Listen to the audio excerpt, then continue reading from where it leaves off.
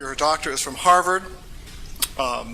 She has been Professor of the Year at SPU, voted that honor by students last year. I've had the privilege of getting to know her during the past couple of years and teaching with her, which is quite an experience because she is such a passionate and wonderful teacher. It's been a great thing to watch her and listen to her and learn from her. And my wife, when she was a student at SPU a number of years ago, was actually helped take care of Dr. Blumberg's small son at that time. So lots of family links. Dr. Blumberg is a wonderful speaker, has wonderful knowledge to share with us about some of the literary background of Lord of the Rings.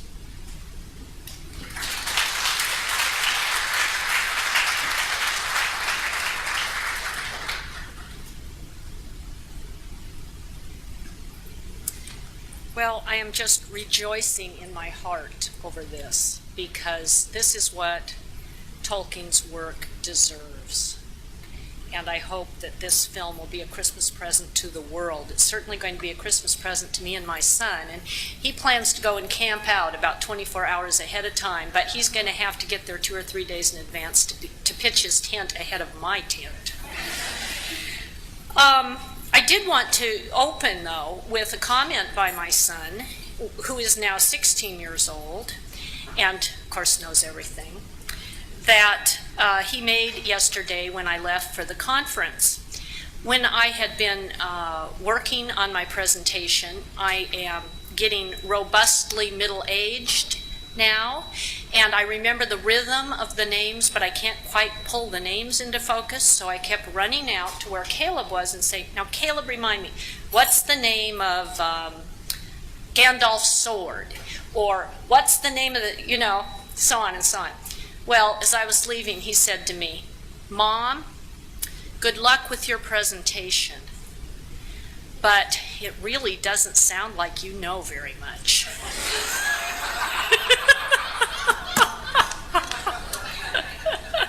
So, with that chastening opinion, I will nonetheless pour out before you my celebration of the literary backgrounds and what Tolkien did with them, and then I will end my presentation with something of an experiment, a kind of poetic tribute to Middle-earth, we shall see, which attempts to encompass a lot of what we've talked about together.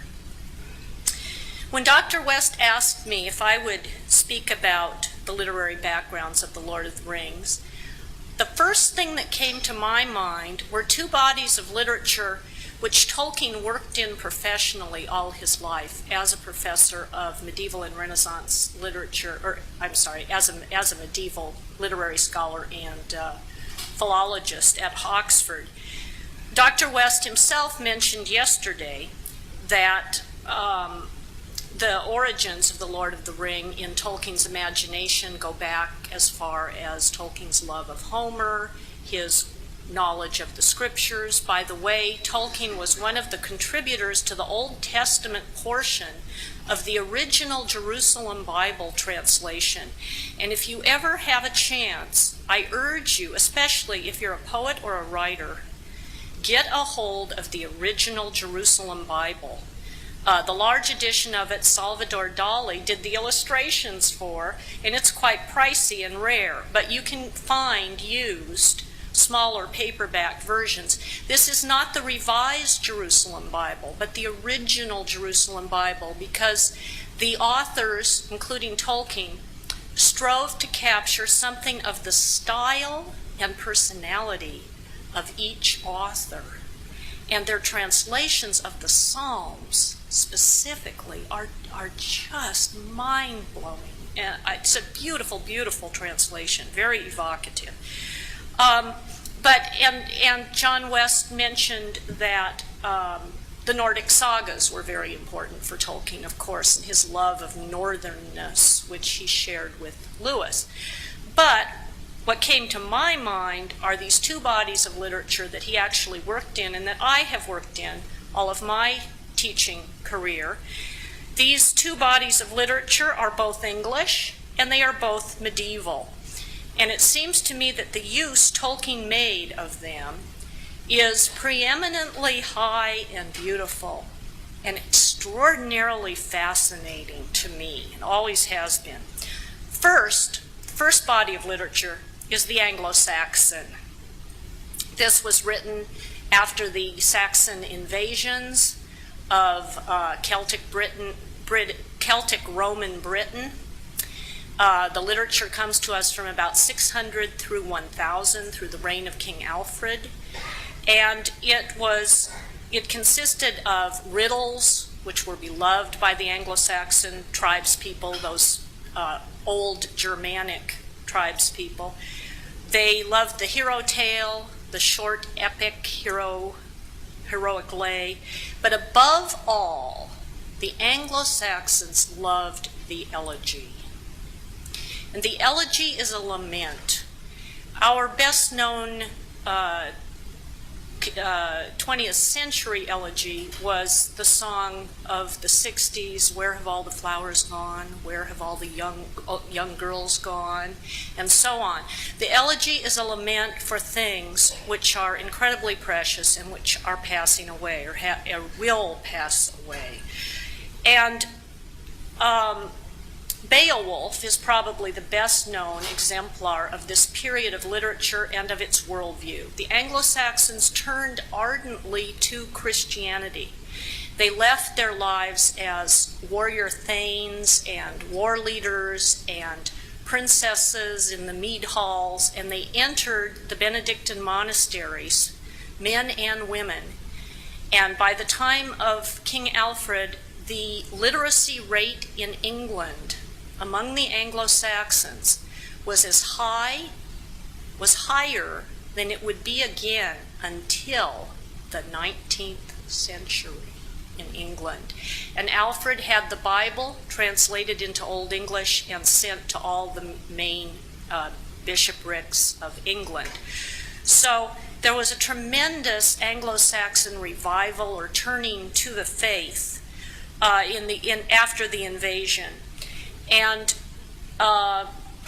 Beowulf, to return to Beowulf, Tolkien describes as a prelude to a dirge.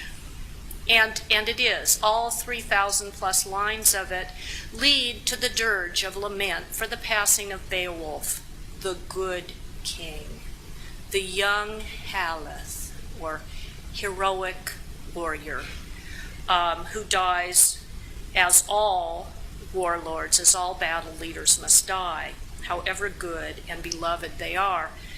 Now, to show you just how elegiac the Anglo-Saxons were, in the midst of this elegiac heroic epic, the author, the Beowulf poet, has to throw in one passage that's just pure elegiac and has absolutely nothing to do with the story. It's in the form of an epic simile, and it's about just as the man who sees his son hanging on the gallows tree, and then it goes on for about 20 or 25 lines, expressing that elegiac lament that is at the heart of the Anglo-Saxon worldview. I want you to think about that body of literature and that worldview as a kind of texture and tonality with which Tolkien resonated to the very core of his artistic temperament. Think of the genres, the riddle, the dream vision, the heroic lay, and the elegy, and think about the wanderer and the seafarer, those beautiful poems that express in the image of the ocean, the sea, and the yearning for the sea, and the cry of the gull and the sea bittern, and to go away from familiar places, cross the whale's path, the swan road. Think of those things as the first body of literature that Tolkien drew on really, really heavily for his narrative of the Lord of the Rings.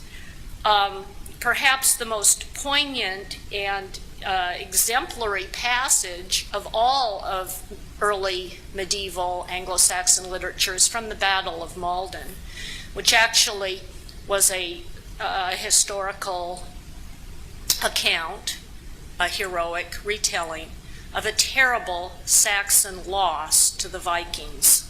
in which the Vikings then overran a huge area of East Anglia. The children, the women, the fields, the animals were plundered and taken. And so there's a terrible price for this loss.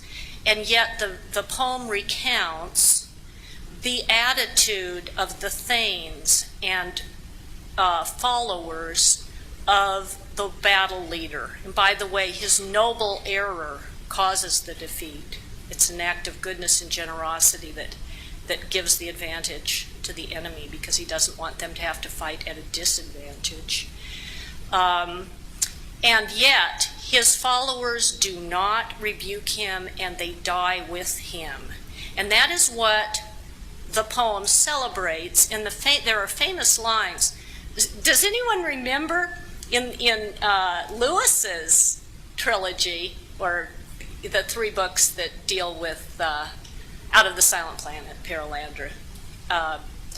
Does anyone remember a reference to the Battle of Malden? Where is it?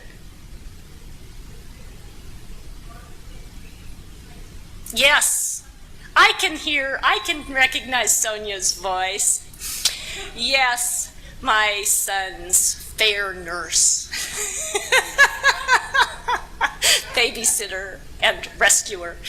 The hand of grace. Okay. Yes, there's a reference where Ransom makes an important choice in his inward heart and recites these lines. It adds a kind of ironic counterpoint to the effort, because these were, of course, the words of these soldiers who were being cut down and defeated and lost the battle.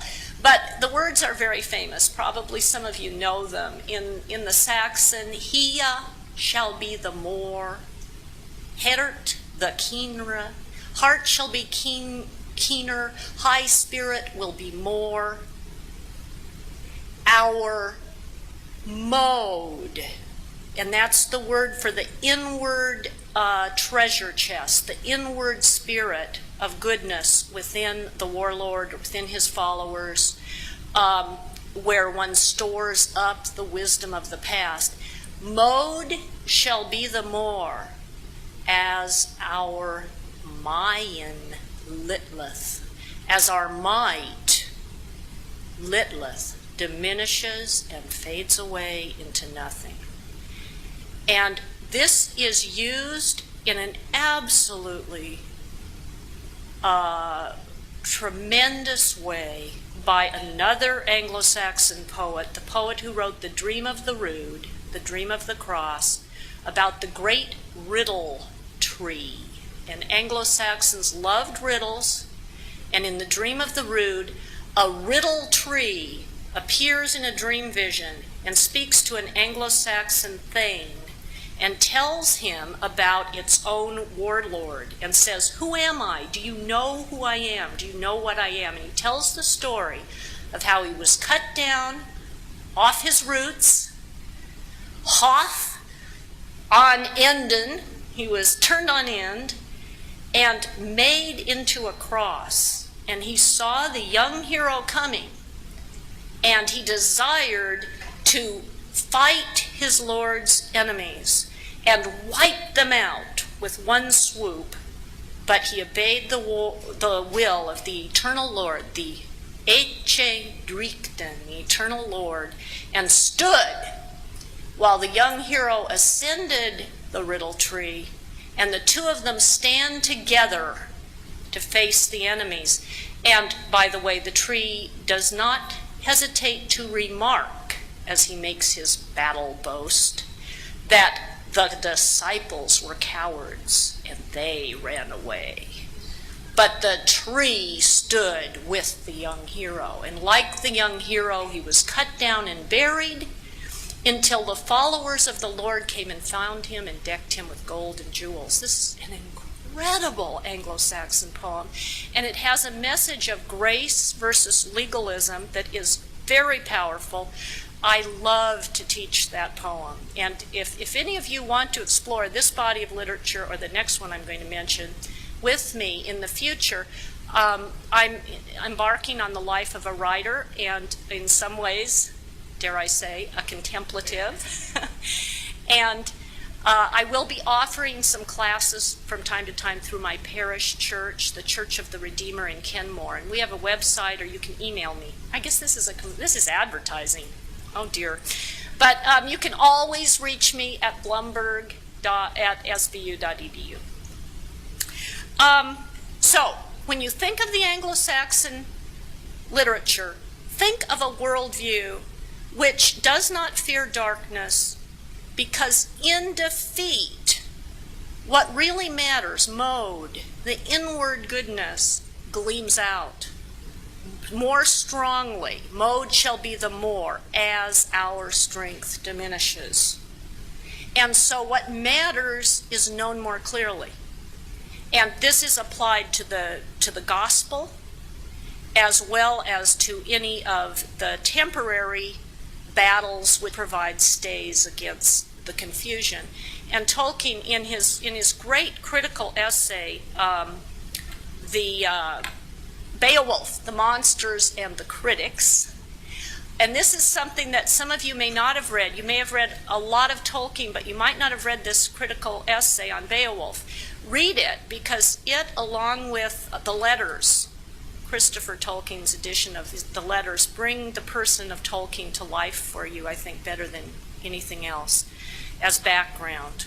When you think of this literature, think of the darkness, think of the elegiac, think of the sea and the lament and the yearning for something beyond the sea, and yet the deep-rootedness, the earthiness of Anglo-Saxon literature and its sense of the living personality within trees and swords and so forth. All of the swords are named, of course, in this literature.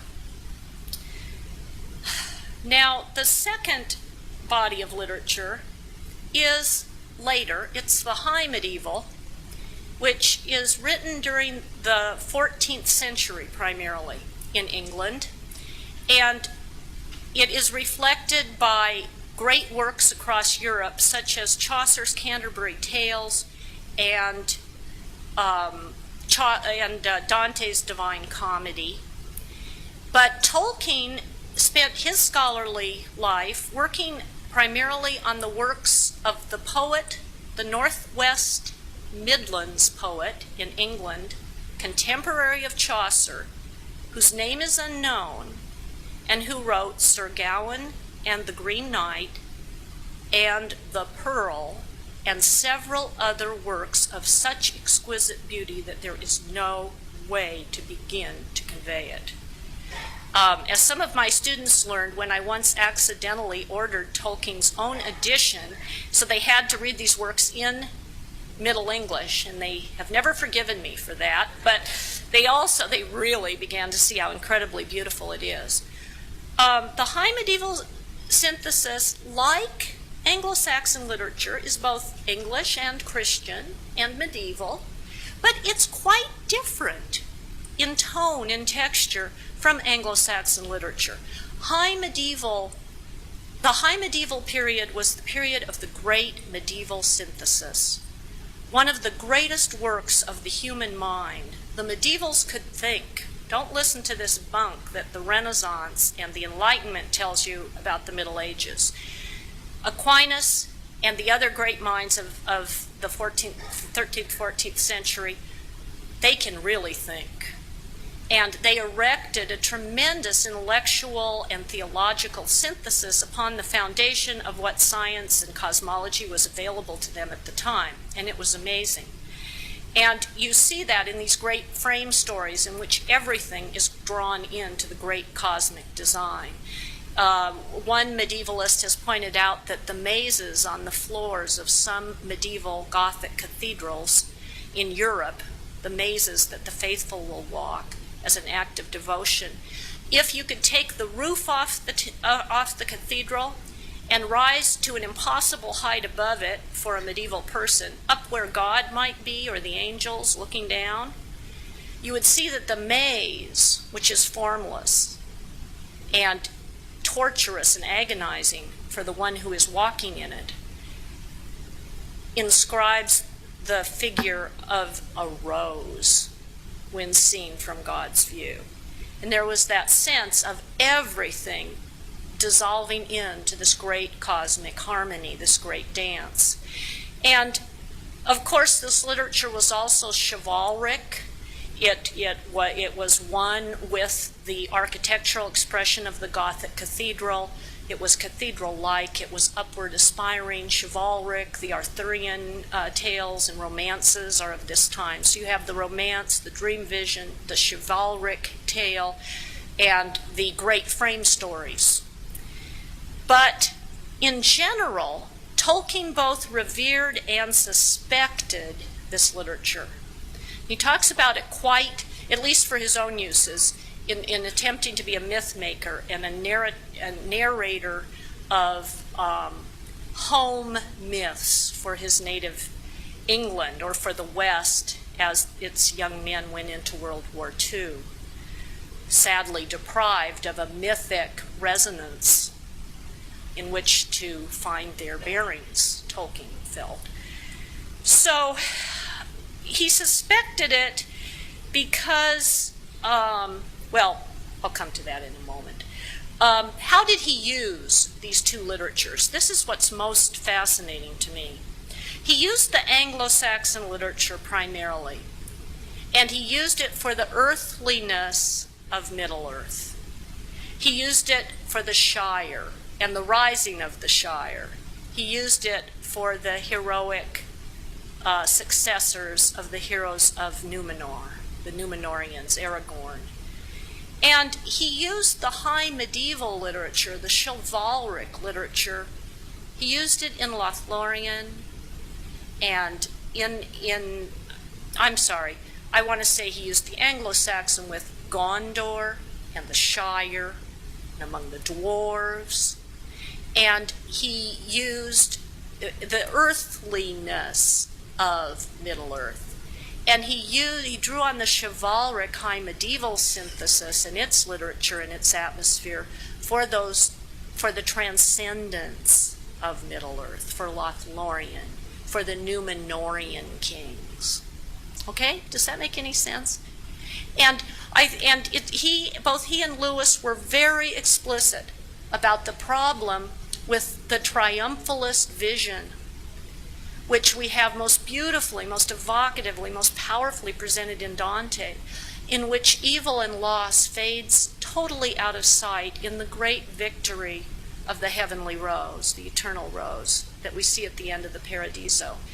Tolkien preferred to see the incarnation and the atonement and the resurrection, the patterns of the fall, the patterns of grace, through the loss of the good, the tragedy which is human life, the journey toward death, and because it gleams out the more in that context. And if we insist on blotting out the elegiac of the scriptural worldview and think only of its triumphant qualities, we risk becoming self-serving hedonists who are on the right side because it's the side that wins.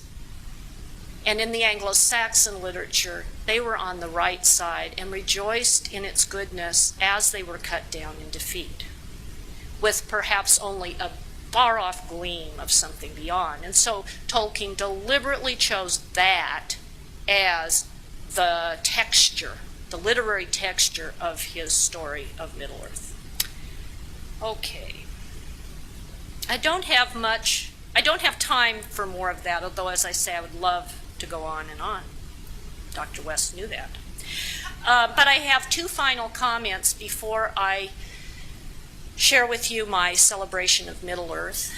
And the first is on the applicability of the literary world of Middle-earth for today in the wake of September 11th. Dr. West opened our conference by reflecting on some of that applicability, and I would like also to reflect on it. I would say, in the most elemental mythic dimensions of the Lord of the Rings, in its deep structure, as it were, we are reading a struggle between art and magic. Both of these are derived from the presence in our hearts of the everlasting flame that Iluvatar has put within us. Both art and magic lead to achievements of great skill and imagination, but they differ in their ends. Art is the living force within our lives, within our hearts, and then manifested into the world in various ways.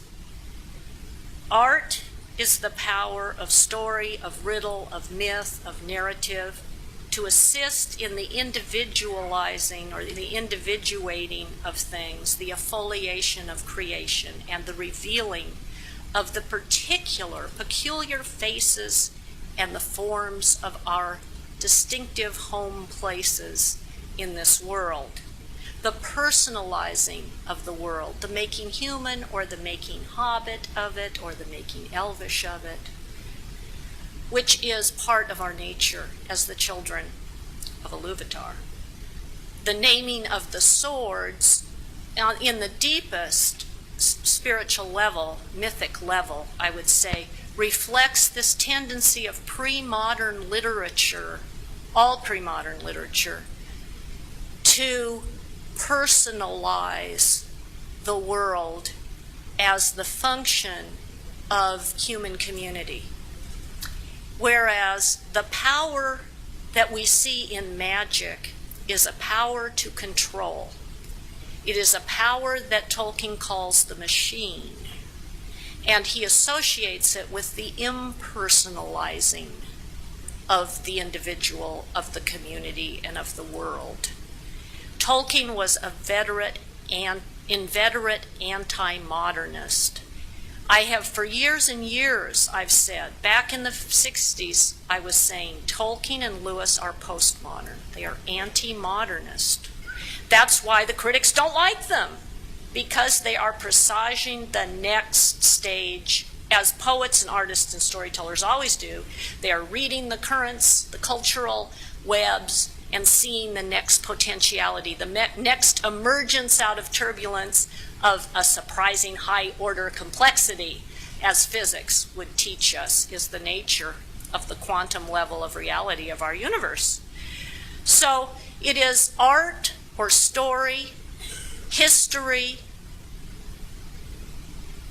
versus the machine, mechanization.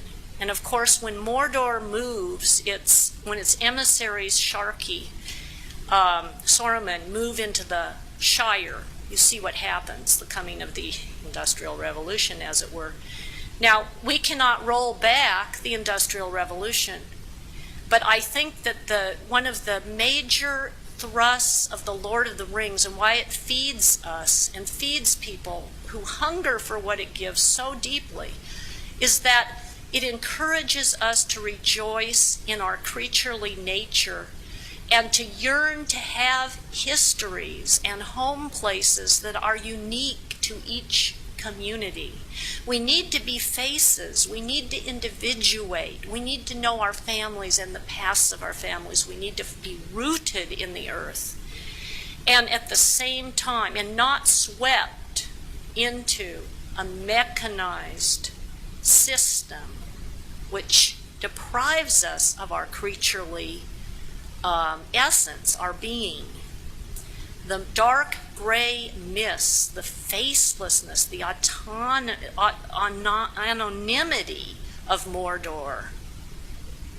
And this leads me to another application, is that I think that we too easily, as Westerners, as the East does this also, what we do not know becomes gray and faceless to us. And we think of it as monolithic. Just as Islam looks at the West and thinks we are a monolithic, materialistic, vulgar, shallow, unspiritual. Gee, how could they ever think this, you know? We've sent 13 Halloween movies to them and they still think this about us? Halloween 1, Halloween 2, Halloween 3, Halloween 4, Halloween... Anyway, As they perhaps tend to see us as Mordor, we too tend to see those peoples that we do not know as Mordor. And I loved what the little 4-year-old said that President Bush quoted a couple of nights ago. If they hate us, why don't we tell them our names? But to tell them our names, we have to have names. And to have names, we have to have families and communities. We need rootedness. We have to cling to that in the face of a very faceless and alienating kind of technological society. Also, we need to be able, we can't just tell them our names, we need to be told their names. We need to listen while they tell us who they are and what their freedom is and what their goals are. And so this process of becoming persons has to do with naming and being named. And naming and being named, as Tolkien learned when he began to invent the great languages of Middle-earth, means history. And so we need to tell each other our histories. And I think this has to do with the great spread of writing workshops across the country. Sherman Alexie does endless writing workshops on Native American reservations. He says, little old tribal women and great strong bucks come with their journals and say, look what I've written, Sherman. Why? Because we need to be faces, and we need to tell people our names, and we need to listen while they tell us their names. And the evil spirit of modernity is our mechanization, the machine. And of course, the One Ring has clearly evoked thoughts of the atomic bomb and other highly technological forms of power, control, and destruction. But I'm not sure at all that that is the real danger. I see the face of Mordor within us and in our society. And I think we must be adult enough to accept and listen seriously to what Islam tells us about our own darkness, and not assume that we are the only people who love each other and have faces. If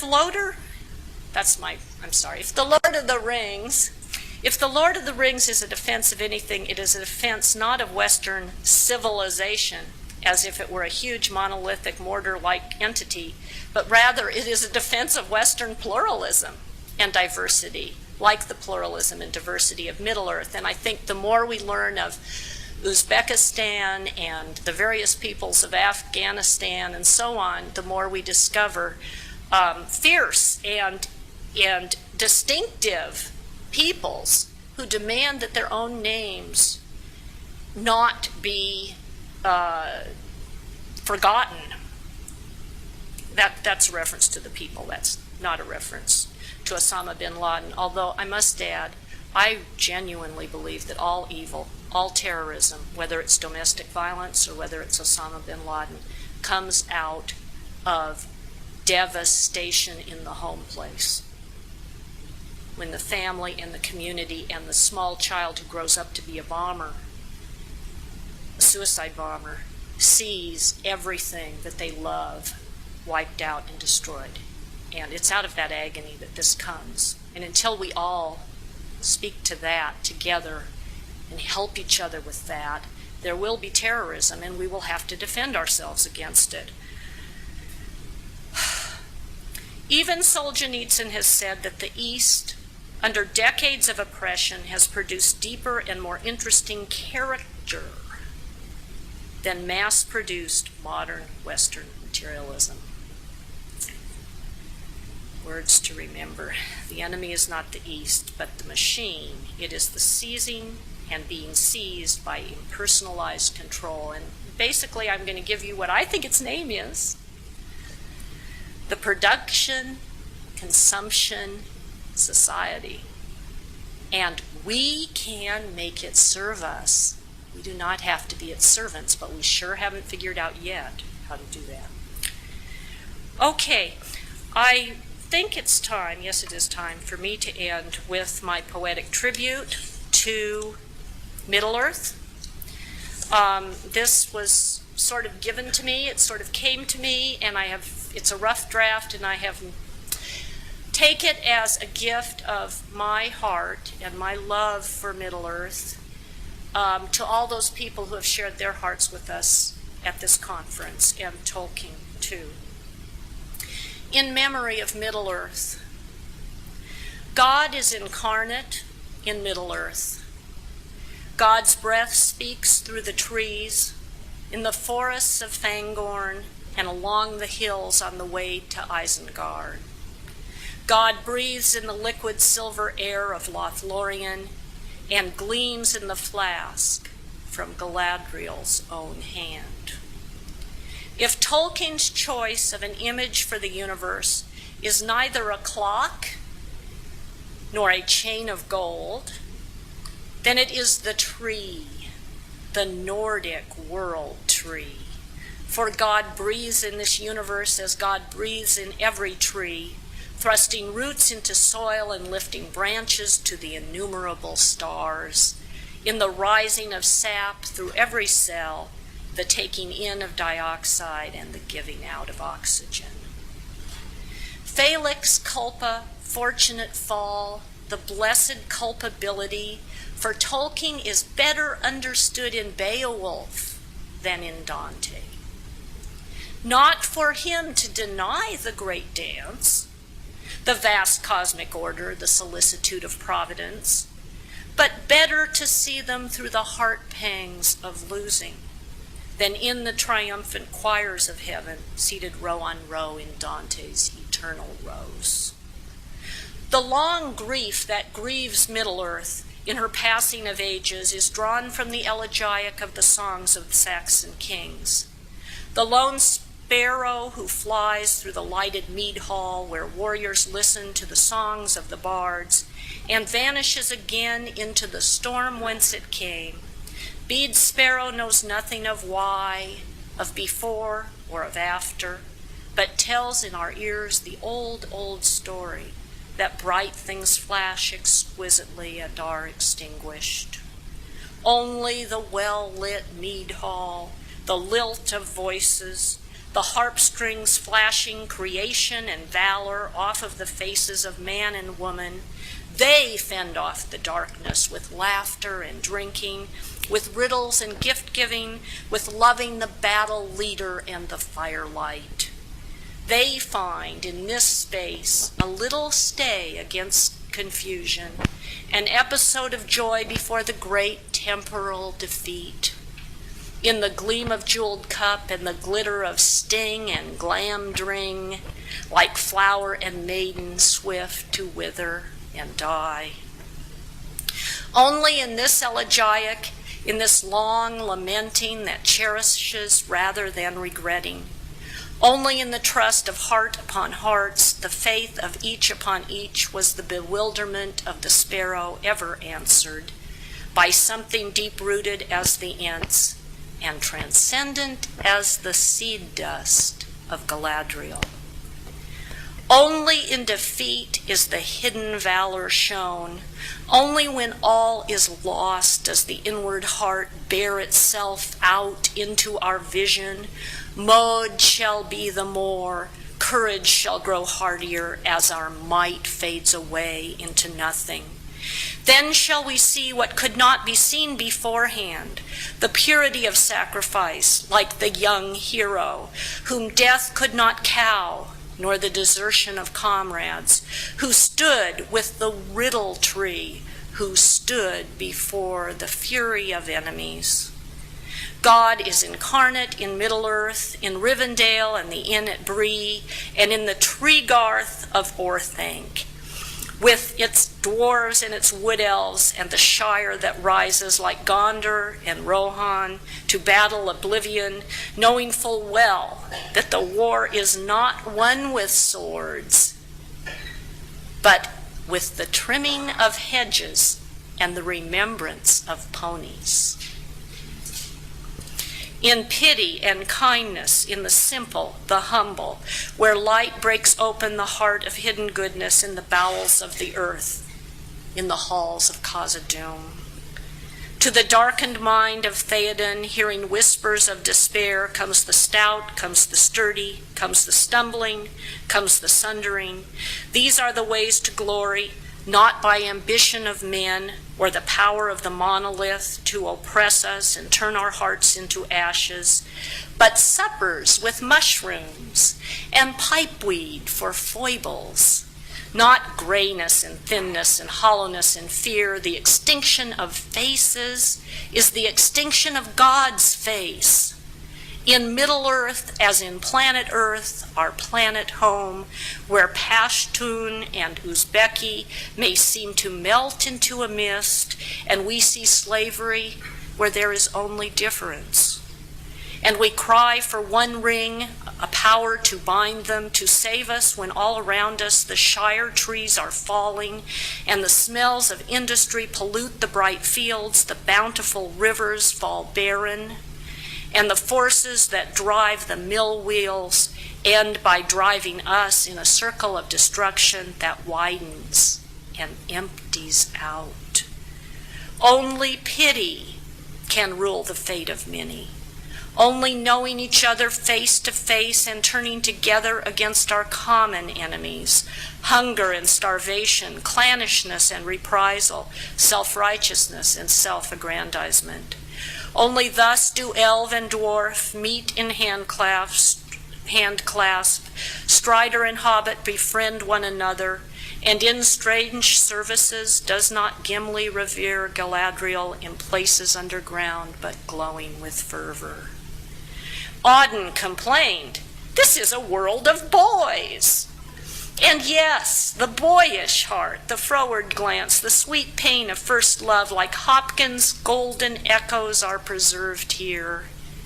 There are no mothers in Middle-earth, scarcely any fathers, only teachers and coaches, and the very last out of the very last game, for this season anyway.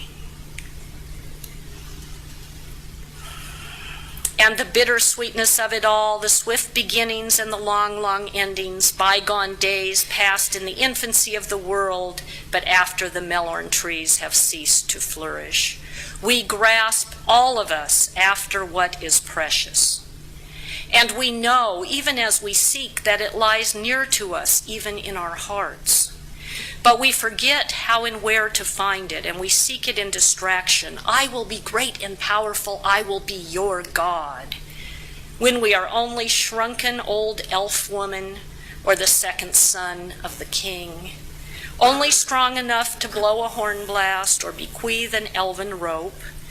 Yet without these all would have been lost, the entire journey lost, for our choosings make a web, and its filaments are our hearts and wills, and our weaknesses and our many deaths.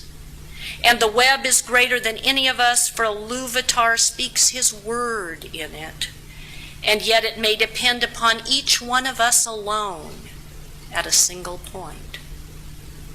Our lives and our journeys go down the road and ever on. They intertwine and cross each other. Their crossings and crisscrossings weave the patterns of grace in planet Earth, in Middle Earth.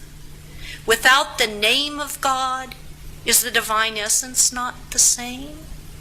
Cannot we read Christ in all followings of good?